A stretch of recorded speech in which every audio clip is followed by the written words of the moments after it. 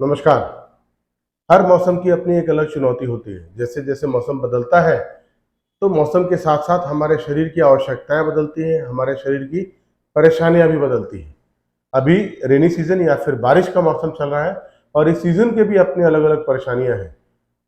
आपने देखा होगा इस सीजन में हॉस्पिटल में भीड़ बढ़ जाती है और अलग अलग नए नए प्रकार के संक्रमणों से व्यक्ति परेशान रहता है। किसी को खुजली होती है, किसी की आंख आती है। तो कुल मिला के आपने देखा होगा कि ओपीडी में या जो डॉक्टर के यहाँ भीड़ बढ़ जाती है, सर्दी खांसी बुखार। लेकिन सर्दी खांसी बुखार के साथ साथ इस मौसम में जो सबसे ज्यादा दिक्कत होती है वो होती है स्किन एलर्जी को लेकर। इसीलिए पर्टिकुलर इस सीजन में जो स्किन डिजीज वाले डॉक्टर हैं, जो त्वचा रोग विशेषज्ञ हैं, उनकी ओपीडी बढ़ जाती है। हॉस्पिटल में पेशेंट्स की भीड़ तो रहती ही है, लेकिन उनमें एक बहुत बड़ा तबका वो भी होता है जो कि किसी न किसी प्रकार के त्वचा रोगों से संबंधित परेशानी से बचने के लिए या इसके इलाज के लिए डॉक्टर के यहाँ जाते हैं। कुल मिला के कहने का मतलब है कि इस सीजन में आपको स्किन इन्फेक्शन बढ़ जाता है। और स्किन में इन्फेक्शन बढ़ने का कारण अगर हम देखें, और स्किन इन्फेक्शन क्यों, इस सीजन में जो इन्फेक्शन बढ़ने का कारण है वो है इस मौसम में होने वाले तापमान में परिवर्तन के कारण। जनरली किसी भी प्रकार के संक्रमण के बढ़ने के लिए जो अनुकूल तापमान होता है वो 25 से लेकर 35 डिग्री के आसपास होता है, इसके बीच में ही होता है। और इस मौसम में बारिश भी होती है, गर्मी भी बहुत होती है। इसीलिए आपने देखा होगा कि जब भी कोई खाद्य पदार्थ आप खुला छोड़ दिए बनाने के बाद, या फिर कोई फल है, तो बहुत जल्दी वो फल या खाद्य पदार्थ खराब हो जाता है। इसका कारण यही है कि उसमें जो बैक्टीरियल ग्रोथ होती है उसके लिए बहुत अनुकूल तापमान है। और जब अनुकूल तापमान मिले तो किसी भी प्रकार के इन्फेक्शन की प्रोबेबिलिटी बढ़ जाती है। आज हम बात करते हैं आयुर्वेद में इस सीजन में क्या क्या डूज एंड डोंट बताया गया है, खासकर स्किन रिलेटेड इश्यूज को लेके, ताकि आप जो बार बार डॉक्टर के यहाँ जा रहे हैं और उसके बाद भी कई बार आप टॉपिकल कोई मेडिसिन लगाते हैं, स्किन में लगाने वाला वो कुछ क्रीम लगाते हैं, कुछ लोग मेडिकल स्टोर से खरीद लेते हैं, या फिर कुछ ना कुछ स्टेरॉइड्स या कोई और मेडिसिन लेते हैं। तो अगर आप आयुर्वेद के बताए गए इस प्रॉपर डूज एंड डोंट्स को फॉलो करेंगे तो हो सकता है कि आपको हॉस्पिटल के चक्कर लगाने की जरूरत ना पड़े। लेकिन हाँ, इन सब उपायों को भी पालन करने के बाद अगर आपको दिक्कत हो रही है तो अपने डॉक्टर से जरूर कंसल्ट करिए और प्रॉपर मेडिकेशन लीजिए। अपनी मर्जी से कोई भी दवाई मत खाइए, क्योंकि इन दवाइयों का अगर आप सही मात्रा में सही तरीके से उपयोग नहीं करते तो इससे फायदे की जगह नुकसान की गुंजाइश अधिक होती है। तो देखिए, आयुर्वेद की अगर बात करते हैं तो आयुर्वेद में क्लियरली मेंशन है कि जब वर्षा ऋतु या रेनी सीजन में सूती के गीले कपड़ों से आपकी बॉडी को रब करना है, रगड़ के नहाना है। रगड़ने का मतलब अभी हम क्या बोल सकते हैं, आपकी बॉडी में स्क्रबिंग करना है। जब आप रेनी सीजन में स्क्रब करके नहाएंगे तो जो बैक्टीरियल, फंगल या वायरल इन्फेक्शन जो आपके स्किन को इरिटेट करते हैं वो वॉश आउट हो जाएंगे, साफ हो जाएंगे। जनरली इस भागदौड़ भरी दुनिया में हमारे पास किसी चीज के लिए समय नहीं है, लेकिन आपने देखा होगा जब आप डॉक्टर के पास जाते हैं तो सब कुछ थम सा जाता है और घंटा 2 घंटा 3 घंटा आपको जब तक कंसल्टेशन ना मिले डॉक्टर से आप बैठे रहते हैं। तो अगर आपको ये समय बचाना है तो कहीं ना कहीं आपको अपने बॉडी में ये समय लगाना पड़ेगा। इसीलिए कम से कम हफ्ते में एक बार आप अच्छे से बॉडी को स्क्रब करके नहाइए। चाहे तो सूती का कपड़ा ले लीजिए, या तो मार्केट में बहुत सारे नेचुरल स्क्रबर्स आते हैं, रगड़ने की चीजें आती हैं।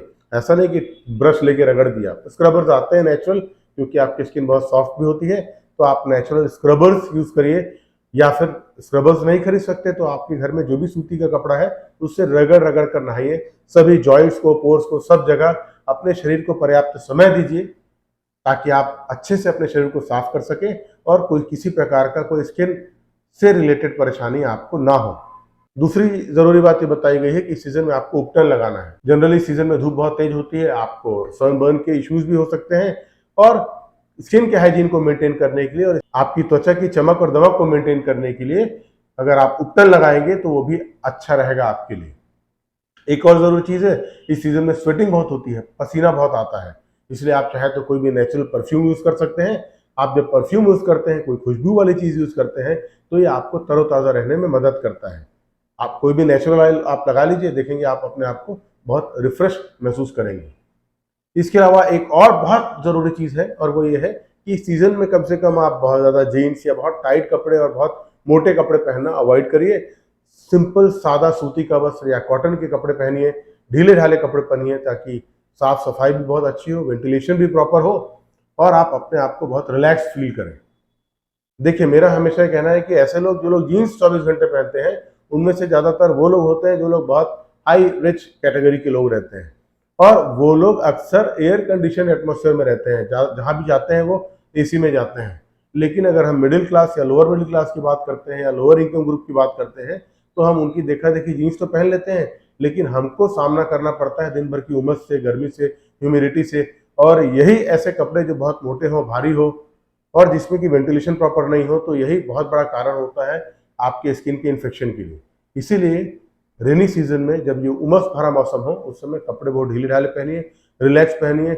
हमेशा प्रिफर्ड रहेगा आप सूती के कपड़े पहनिए। आजकल बहुत सारे कपड़े आ गए हैं जो कि रिलैक्स फिट के होते हैं, आपको जो कंफर्टेबल है पहनिए, जो फैशन के हिसाब से पहनना है पहनिए, लेकिन कपड़े हमेशा ढीले ढाले पहनेंगे तो आप देखेंगे कि आपको भी डर्मेटोलॉजिस्ट या फिर स्किन स्पेशलिस्ट या फिर त्वचा रोग विशेषज्ञ के यहाँ जाना कम पड़ेगा, वहाँ समय बचेगा और आपकी स्किन दूसरों के कंपैरिजन में ज़्यादा बेहतर होगी, चेहरे में चमक भी बढ़ेगी और किसी प्रकार का दांत, खाज, खुजली से आपका सामना नहीं करना पड़ेगा। उम्मीद है इस सीजन में कैसे रहना है, क्या कपड़े पहनना है, किस तरह नहाना है, ये जानकारी आपको अच्छी लगी होगी। अगर आपको ये जानकारी अच्छी लगती है तो जैसे कि मैं हर वीडियो में कहता हूँ, कृपया मेरे इन वीडियोस को लाइक कीजिए, मेरे इस वीडियो को अपने जान पहचान के लोगों को शेयर कीजिए ताकि वो भी इस मौसम में अपने आप को स्वस्थ रख सके, सुरक्षित रख सके। और हाँ, जाते जाते एक बात ज़रूर कहूँगा, अगर आपने अभी तक मेरा ये चैनल सब्सक्राइब नहीं किया है तो प्लीज़ मेरा चैनल सब्सक्राइब कर लीजिए। आज के समय में अपने आप को समग्र रूप से स्वस्थ रखना आवश्यक है, इसलिए स्वस्थ रहिए, मस्त रहिए। धन्यवाद।